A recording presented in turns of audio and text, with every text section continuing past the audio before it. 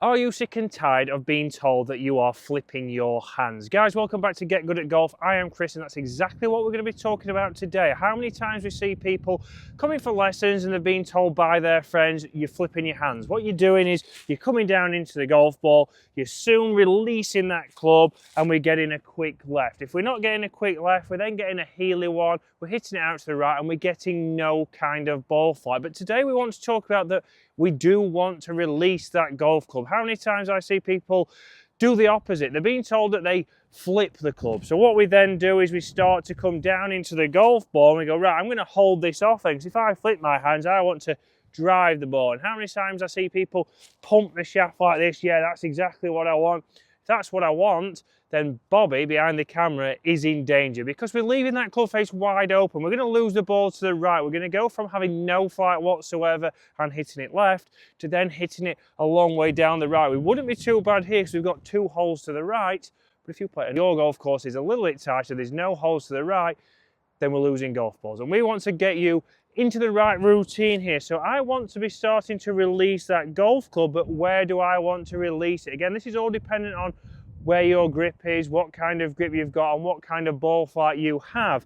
But we want to see that as I come down into the delivery position, which starts here, you can see that that club face is matching my spine angle. From here, we're going to be rotating as well as releasing this right hand, and on the way through, you'll start to see that it will match my spine angle on the way through. So the club is working left, I've released it, I've not held that off and it's not here, and I've also not rolled my hands, and you can see that that club face is then closed with no loft on it. So we've got to think here, when you're doing practice swings and when you're hitting shots, even if you get a driver and start to go, okay, I'm just going to make half a swing, can I get the ball to start on line? Because this is where I can start to control my release.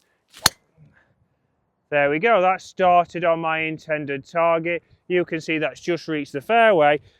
Yes, I've guided that a little bit, but that's a perfect shot for you to practice on the range. Can you get your release pattern correct to get the ball starting on the line you want? Once we can get that and we can get your release pattern in, we can start to build that in with longer swings. And this is where, guys, this winter, before the season starts, you need to start getting the ball starting on line.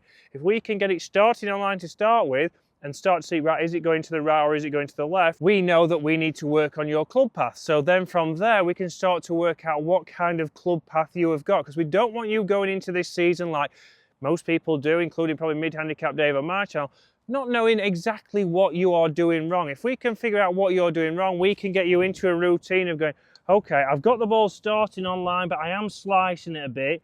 Maybe you're not going for lessons, maybe you're having lessons and you're working on that. But I can nicely come in here. If I was a little bit of a slicer of the golf ball, I can start it on line, but it slices. All I'm going to do here is aim down the left-hand side of this hole. So I'm going to aim down the left-hand side, and my normal swing shot, or my normal swing shape, should create a fade on that golf ball. So I can do the same. I know I can start it on line a little bit better, but I'm going to aim down the left-hand side here, make a normal swing, and that should move back nicely into the middle of the fairway. Just like that. Moving back, that's going to catch the left half of the fairway, and that's exactly what we want to see there.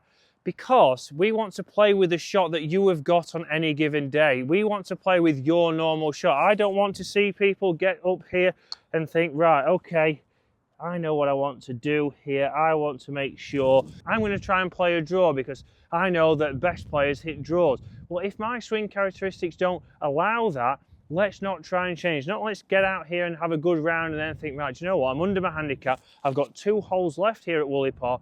I'm going to play a nice big towering draw now because I just feel like I'm playing well. I can hit a draw.